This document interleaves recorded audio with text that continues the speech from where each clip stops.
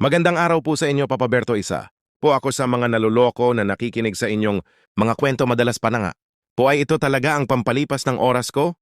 Ang akala ko'y mananatili lang ako bilang isa sa iyong mga tagapakinig hanggang isang araw at iyon nga po ay ngayon ay may pasya kong ibahagi ang aking sariwang-sariwa pang karanasan. Isa nga po pala akong taxi driver dito sa Kamay ni Lan. Ang karanasan ko po ay nangyari nito lamang December 30, 2022 alas 11 ng gabi. Namamasada po ako ng taxi. Pero nung time na yon ay naisip kong umuwi na muna at magpahinga. Ako nga po pala ay may asawa, 38 years old at may dalawang anak. Pauwi na ako. On the way sa amin ay hinamataan ko ang kumare namin na naglalakad sa street pa uwi. Sa amin, "Hi kumare, bakit ka naman naglalakad delikado sa daan?" Madilim ang bati ko pa dito pagbukas ko ng bintana ng aking taxi. Kinawayan ako nito at ngumiti at ang sabi ay sinahinatid siya ng isang kaibigan hanggang kanto. Hindi na lang daw pumasok. Di ko na kinulit kung sinong kaibigan. Basta ang sabi ko, sumakay na siya sa taxi ko at pauwi na rin. Naman ako, malapit na rin naman ang lugar namin. Kung mananatili siya maglalakad, ay baka abutin pa siya ng mga 15 minuto at medyo madilim ang ilang bahaging maaari niyang madaanan. Delikado at may mga nangyayari din tungkol sa Japan. Mabilis naman itong sumakay sa akin taxi. Ewan ko ba kung anong kalokohan ang naisip ko, sa halip kasing dumiretso ako pa uwi sa street namin. Ang sabi ko'y, "Kumare, joyride muna tayo dyan lang o kahit magkape lang." Ang sabi ko pa dito, sabay turo sa kung saang bahagi man ako maaaring makarating.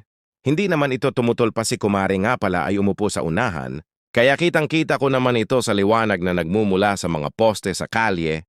Maganda nga pala si kumare, Papa Berto. Sa palagay ko, ang edad nito ay mga 29. Inaanak nito ang bunso kong anak at madalas din itong nagagawi sa bahay namin, kaya madalas kong napapansin ang kagandahan nito. Si kumare may kinakasama at mayroon na ring 2 anak at talaga namang masasabi kong gusto ko talaga si kumare. Yun bang bet na bet?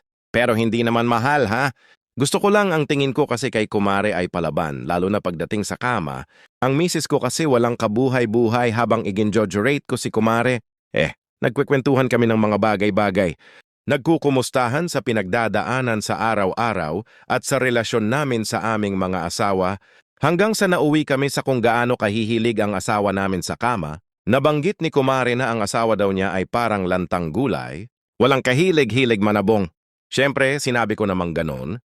Ganon din ang asawa ko, ayaw na ayaw magpasabong at kaming bagla ay nagkatawanan nang ipatong ko ang aking kamay sa hita ni kumare. Hindi man lang ito tumutol, Papa Berto.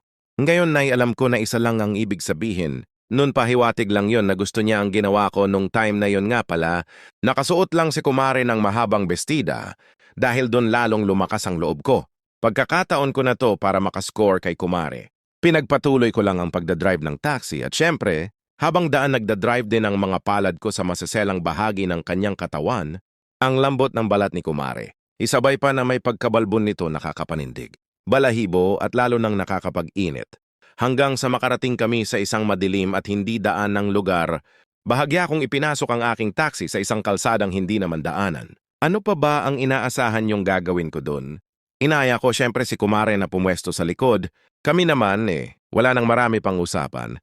Mga maiinit na naming katawan ang bahalang magkaintindihan. Syempre takot na laplapan at lamasan. Ang ginawa namin, kailangan makapagpuputok bago sumapit ang taon. Si kumare ay maligalig. Bawat lapad ng aking labi sa kanyang balat ay napapakislot at napapaliit. Siyempre lalo na ng paglaruan ko ang kanyang cocomelon at nang madako ako sa kanyang may katahaan tilapia. Hindi ko na pinaghubad si kumare, taas na lang ng duster. Lalo akong naginit nang makapako ang kanyang talaba. Ang taba-taba pala habang nakasaplot pa. Ito ay dinama ko at ang init ay tumatagos. Sa aking pisngi, hindi na ako nakapagpigil pa mabilis. Ko na tong hinubad at ibinaba. Siyempre binigyan ko siya ng specialty ko. Isang napakasarap na romansa nang magsimula akong kumain ng talaba. Si kumare makatas na feeling ko tuloy medyo malansa, pero gusto ko siyang maligayahan kaya ipinagpatuloy ko na lang. Si kumare parang uod na kumikislot. Kislot ligayang-ligaya sa romansang aking ipinagkakaloob na siyang masabaw ang pakiramdam. Ko'y pwede nang higupin at uti-uti ko namang ginawa kahit medyo malansa ang pakiramdam. Ang sabi ko kay kumare, sobra naman ikaw wet. Sabi naman ni kumare, ganyan talaga ako pare. Masyado akong mainit, gustuhin ko mang ipagpatuloy pa ang pagkain ng talaba. Ang malansang amoy, parang hindi ko na matagalan pa kahit ako'y umangat. Mabilis kong ibinaba ang zipper ng aking pantalon at syempre, inilabas ang galit na galit kong junior. Bigla akong hinawakan ng ulo ni Kumare at isinubsob ito sa aking pagkalalaki. Bahala ka diyan, nakain na kita ng matagal. Dapat ako naman iyon na lang ang iniisip ko, mabuti na lang at hindi ako nabigo. Napakahusay ni Kumare. Nang maramdaman kong baka sumabog ako. Mabilis ko siyang itinulak lalo pang naging wet na wet si Kumare. Pero itinuloy ko pa rin kahit paano. May init pa rin. Buti na lang malaki ang junior ko. Kaya feel ko pa rin si Kumare kahit sobrang wet na nito. Wala pa sigurong 5 minuto nakatapos na kami pareho. Hindi ko na rin hinugot pa bahala siya. Wala naman siyang sinabi dahil nag-aalala rin akong baka may biglang mapadaan. Mabilis na akong nagtaas ng pantalon at bumalik sa aking upuan.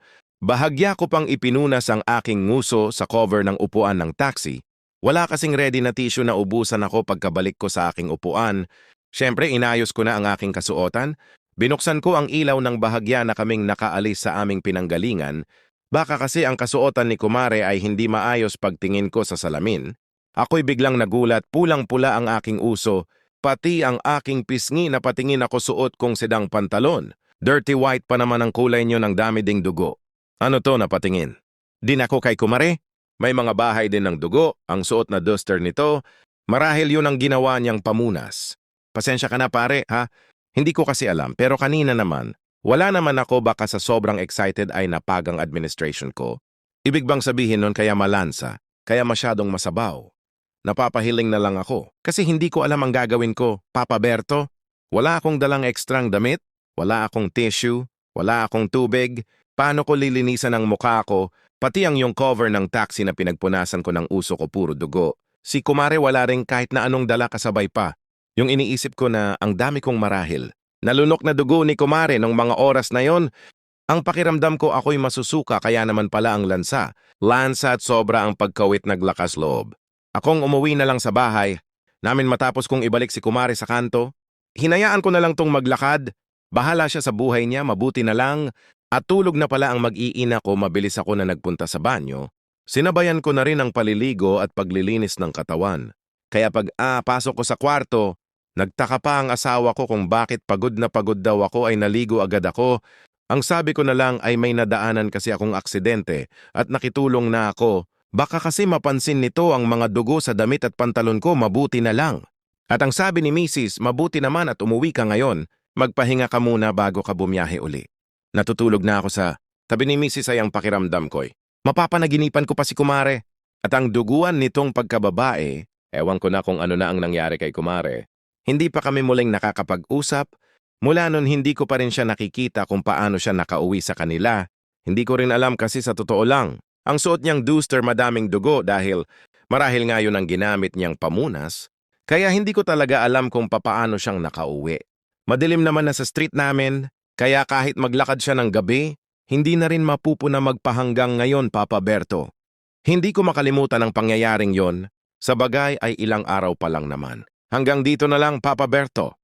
Aking kakaibang karanasan kay Kumare walang aral, pero hindi ko mapigilan ang aking sarili na i-share ito. Maraming salamat po.